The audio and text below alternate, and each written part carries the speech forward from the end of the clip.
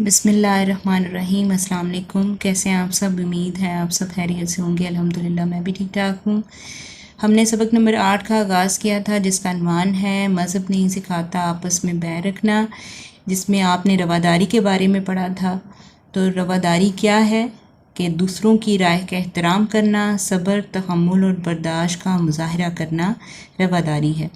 ठीक है, हम इसकी पढ़ाई कर चुके हैं और सवाल नंबर 2 और 3 भी मुकम्मल कर चुके हैं। आज हम इंशाल्लाह सवाल नंबर 4, 6, 7, 8 और 9 करेंगे। ठीक है, तो सबसे पहले सवाल नंबर 4 देखते हैं। दर्ज अल्फाज को जुमलों में इस तरह इस्तेमाल करें कि उनके मायने वाज़ेह हो जाएं। सबसे पहले देखते हैं तलकीन। अम्मी ने मुझे हर मामले में सब्र बर्दाश्त की तलकीन की है।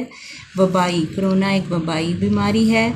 दर पे, मामूली बात पर जान के दर पे ना आओ। लुकमाए अजल, जंगों में कई अफराद लुकमाए अजल बन गए। गहवारा, ये दुनिया अमन का गहवारा है। आगे हम सवाल नंबर 6 करेंगे। मिलजुल कर रहना क्यों ज़रूरी है? ग्रुप की शक्ल में गुफ्तगू करें। बादज़ां अपनी राय जमात के सामने रखें। तो सवाल को दोबारा देख लेते हैं कि सवाल नंबर 6 पूछा गया है, मिलजुल कर रहना क्यों ज़रूरी है? ग्रुप की शक्ल में गुफ्तगू करें। बादज़ां अपनी राय जमात के सामने रखें। तो इसका जवाब है कि मिलजुल कर रहने से माशरे में अमन व सुकून रहता है, मुल्क तरक्की करता है। लड़ाई झगड़ा, तशद्दुद, मारपीट, नफ़रत से मुल्क में खौफ व हरास फैल जाता है और मुल्क की तरक्की रुक जाती है।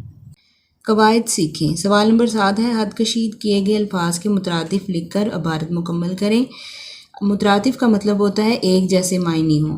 ठीक है, जैसे वो देखने में बिल्कुल लागिर और कमज़ोर लग रहा है। लागिर का मतलब भी कमज़ोर ही होता है।